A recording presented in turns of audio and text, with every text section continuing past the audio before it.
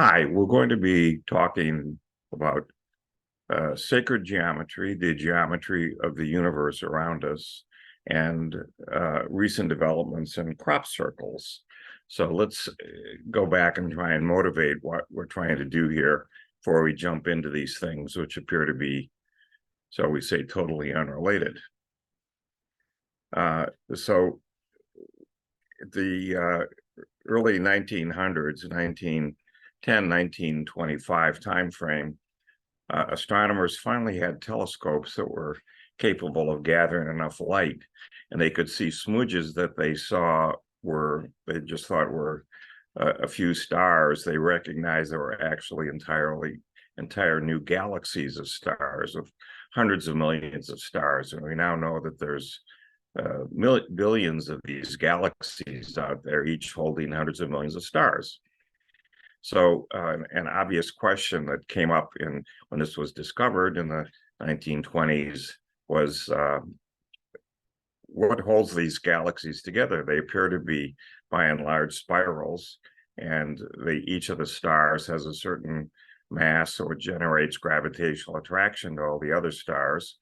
So if you plug in some numbers for, say, an average mass of a star and some measures for its gravitational attraction to the other stars, and you let the dynamics rip, you'll discover very quickly that all of these galaxies will just rapidly spin apart from one another. All the stars will go flying off into the void, and they will not stay together. And that suggests that we're missing something. So an obvious candidate is there's more matter there, which has come to be called transparent or dark matter. And the dark matter now is believed to encompass something like 27% of all the mass energy in the universe, whereas what we call matter is only 5%. So when this extra dark matter was put in to the dynamics of these rotating spiral galaxies, they held together. So that was number one. Number two that came out of this was in the, again, 1920s, all of these galaxies are flying away from one another. They're rapidly moving away, and it's been going on for quite a long time, which suggests two things. One is, how fast are they moving? That's an obvious question, away from one another. But second of all, if they're moving away from one another, then did they all come together at an earlier point in time? And that was the creation of all of the stars and mass and energy that we see around us, which is called the Big Bang, or more recently has been called the Big Bounce. So this expansion of everything flying away from everything else has come to be called dark energy.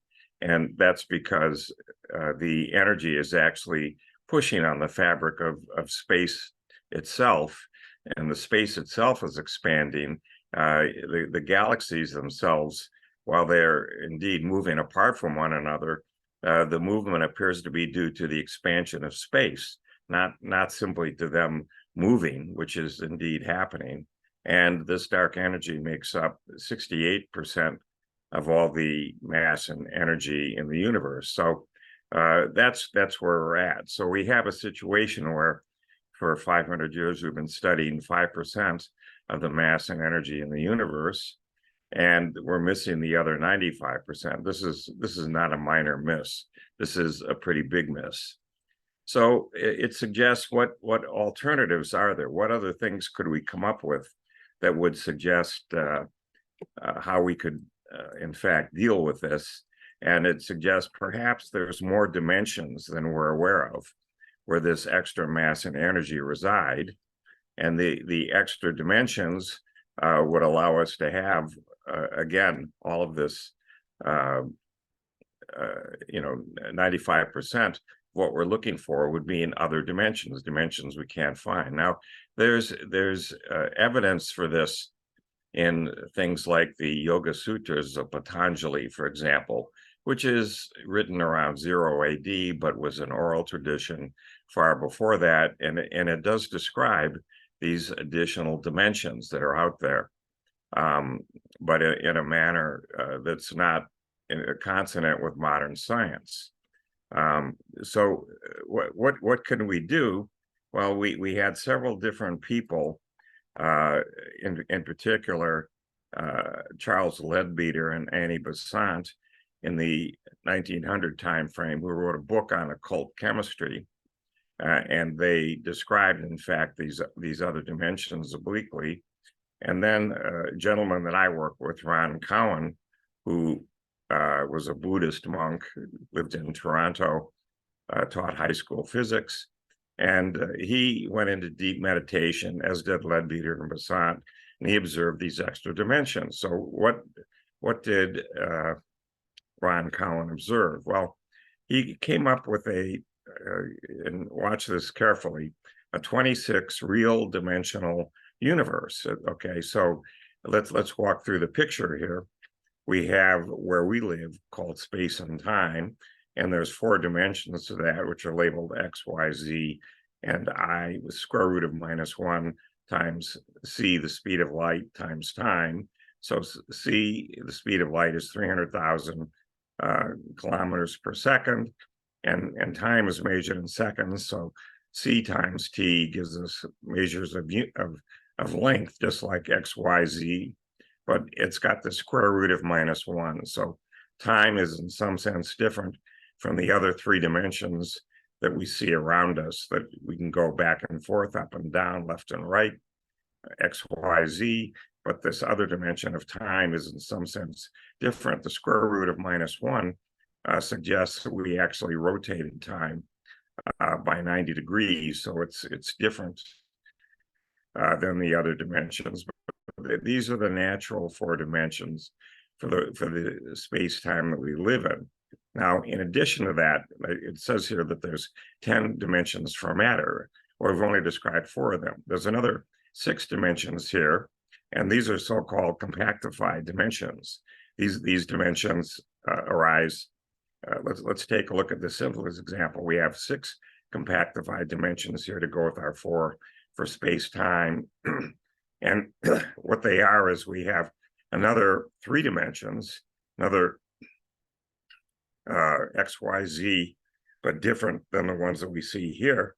And then we have a second set of 3 dimensions, but those are all multiplied by the square root of -1. So they're all rotated by 90 degrees away from the 3 dimensions we're talking about here.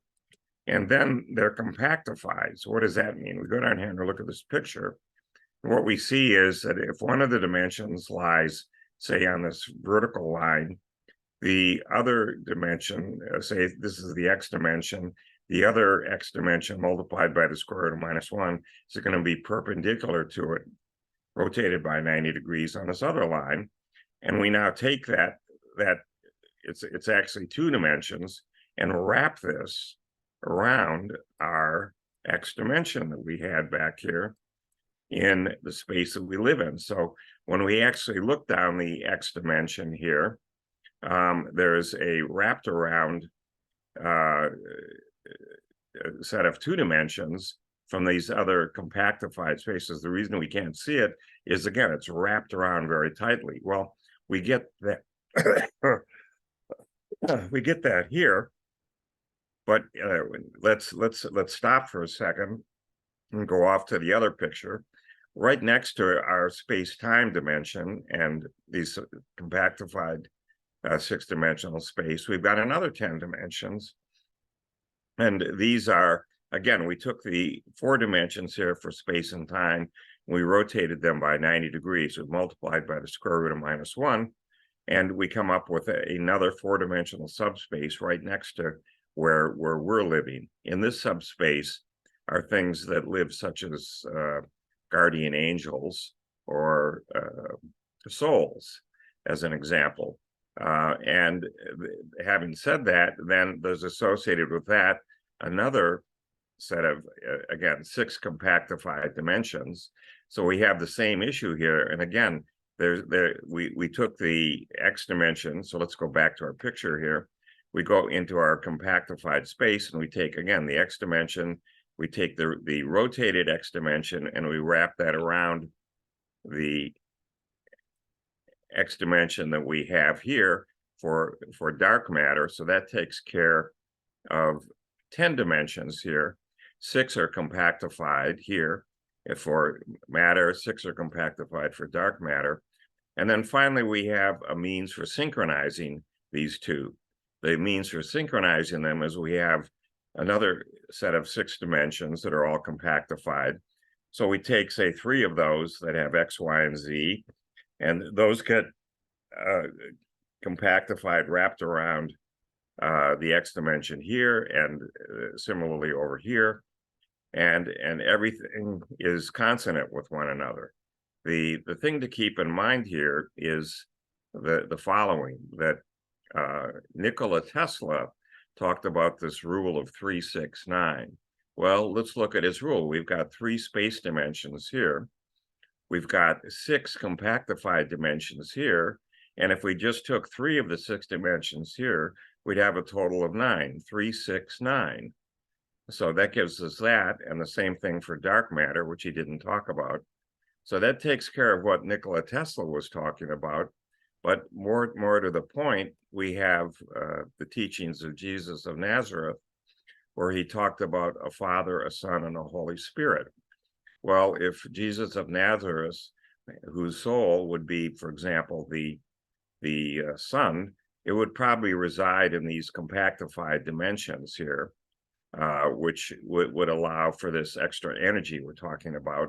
The Holy Spirit would reside in the dark matter compactified dimensions, and the Father, coordinating everything, would reside in the final 6 dimensions up here. So we have the Trinity, the Father, the Son, and the Holy Spirit all linked together. A different thing to keep in mind here is we have 3 holes. So we've talked about this compactified dimensions, but we haven't gone into the following thing, that they're called manifolds. They were proposed by an Italian mathematician, Eugenio Calabi, and then Xingting Yao, a mathematician, proved their existence. And this proof gave him the equivalent of the Nobel Prize in Mathematics, the Fields Medal. So it's a non-trivial proof. But what it gives you here is that this is a manifold. So locally, the manifold looks flat. It looks like we just have a flat tabletop locally. But in fact, this thing, for example, if we looked at 3 examples, if we took a flat tabletop, we took a sphere, locally the sphere is flat, but as we run around the sphere, we can come back to where we started from. We could also have a torus, for example, a donut. And if we ran around the inside of the torus, if we ran around into the hole in the torus and back out again, we'd come back to where we started from. But if we ran around on the top of the torus, just stayed on the top of the donut, we would also come back to where we started from again, but in a totally different manner. And so locally, these are all manifolds, but they have very different properties. So the thing to keep in mind about this is there's actually 3 holes here that were observed for this Calabi-Yau manifold for the compactified matter dimensions, 4 holes for dark matter, and 8 for the coordinating Calabi-Yau manifold. So if we look at this, we have 3 holes that connect to the 8 holes in the top, and the same thing for dark matter, 4 connect to 8, and the final hole in the Calabi-Yau manifold connects to itself in two different dimensions.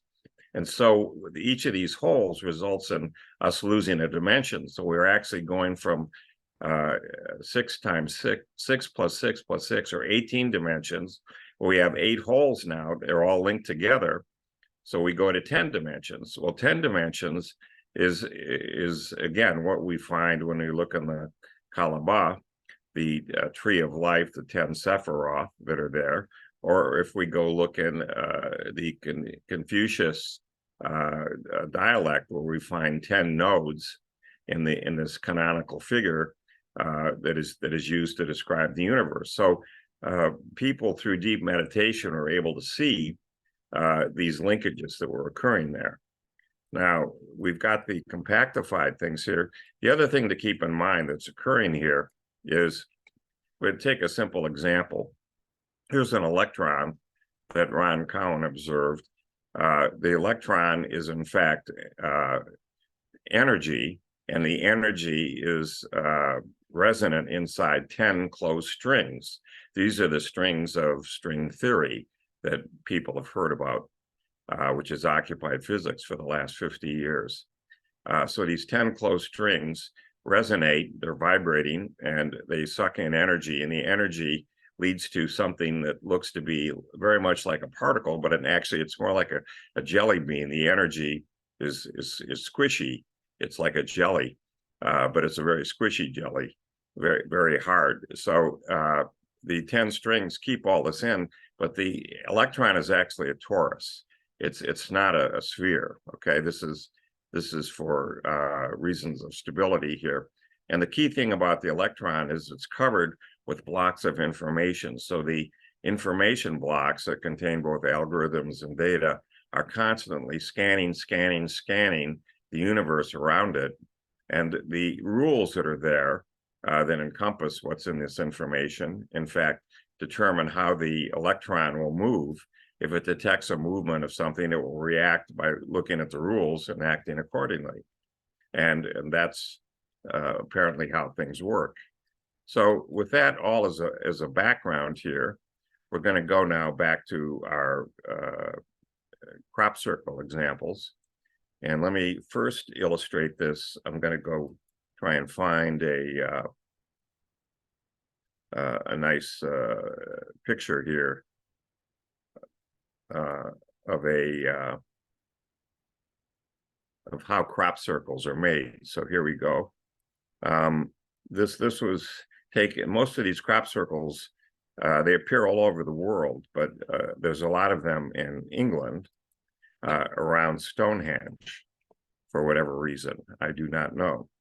So let's look at this picture here. This controversial film appears to show strange objects hovering above a cornfield. Below, complex circle formations appear. So there you see these crop circles are evidently made by some sort of intelligence, some sort of energy, etheric intelligence that runs around and creates these things. So that's number one. That's interesting. Let me just go to number two, which is we're going to look at a particular crop circle.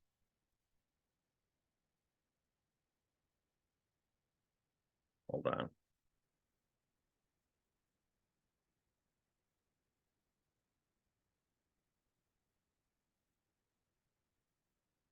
It's this crop circle here on the right, and this crop circle appeared in August nearby Stonehenge. Okay, now let's take a clear look at this thing. First of all, it's got 1, 2, 3, 4, 5, 6 spokes to it. So immediately we're thinking, well, if these are, for example, we talked about our spatial dimensions having 3 spatial dimensions to make up some sort of subspace, and we have 24 total dimensions in space, but they're always paired.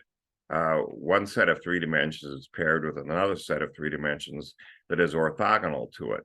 So immediately we're thinking, well, whoever created this must be aware of that. Okay, here we have this notion of these compactified subspaces, but remember, even in the space that we live in, the space for matter and for dark matter, it's a joining subspace.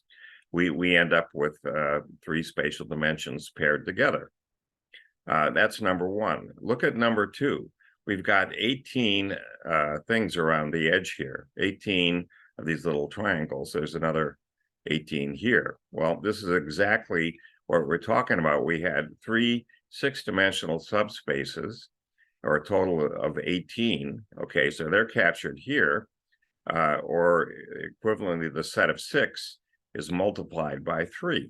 Okay, so whoever created this is trying to suggest to us that there's something interesting about the numbers 6 and the numbers 18. Okay, Another thing to keep in mind now that we're going to go back to, just give me a second, going to get out of this. That's what our crop circle people are telling us. They're saying this is important. Pay attention to this. The next thing we're going to look at, I'm going to go back to our picture here.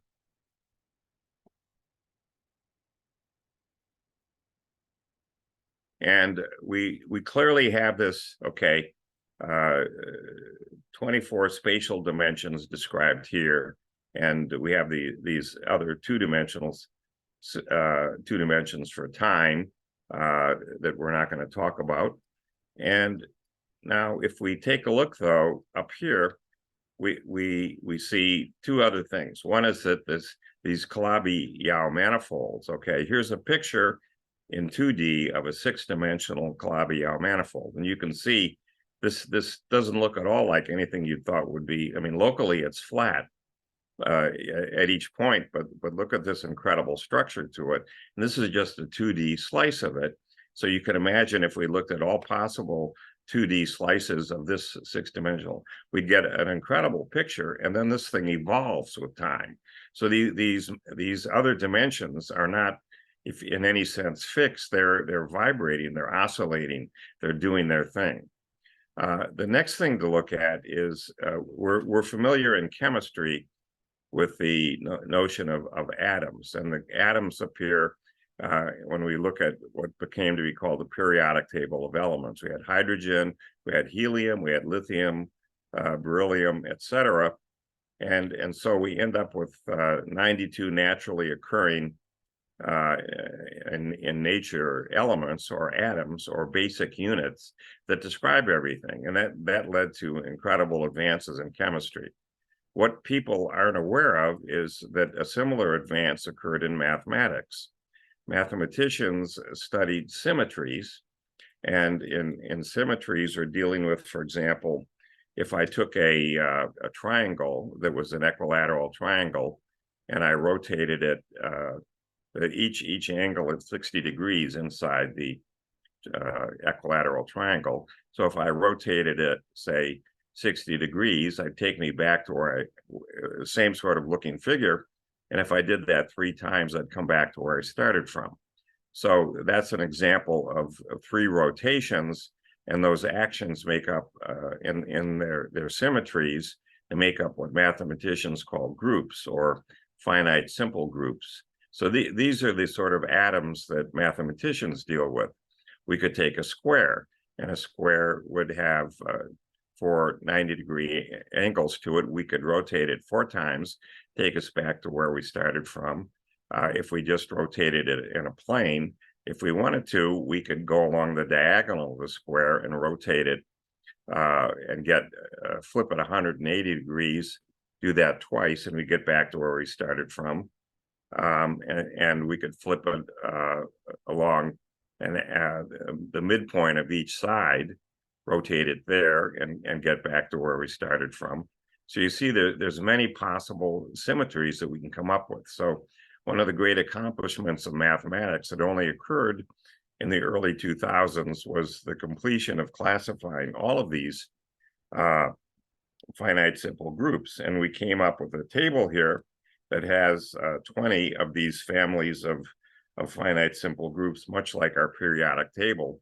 But what was unusual was at the bottom, we have a row of 13 and another row of 13, or a total of 26 families of finite simple groups that simply don't fit into this main categorization of symmetry. So in other words, the study of symmetry, which leads to this nice, beautiful table here, led to 26 things that don't fit in anywhere. They're not, the study of symmetry has led to this asymmetry.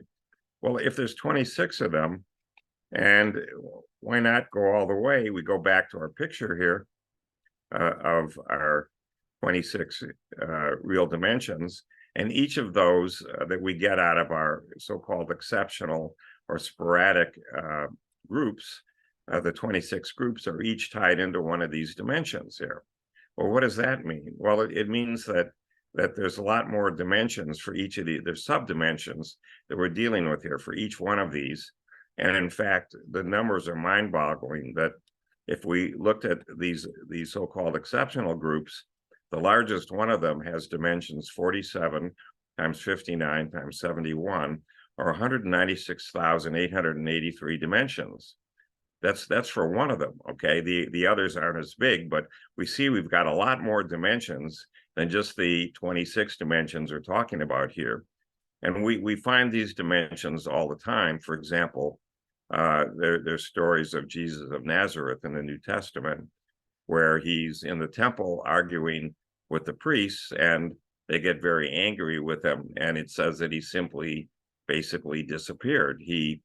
What he did conceptually was he was in these 4 dimensions of space and time, but he went into one of these neighboring dimensions by raising his energy. So conceptually, you could think of a tabletop with 2 dimensions, and he raised his energy to go up above it so he could still see everything, but they couldn't see him because he was up above everything else. He went invisible. This is the ultimate stealth technology.